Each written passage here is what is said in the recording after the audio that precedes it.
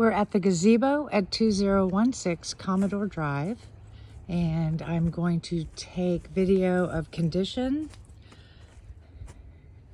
of this. Looks like it could use some repair on the rails going up.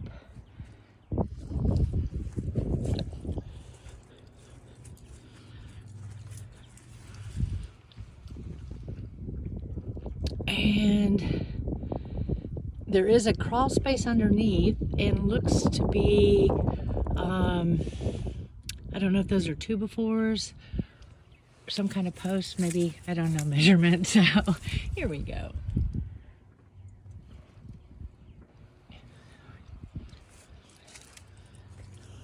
It definitely shows some weathering.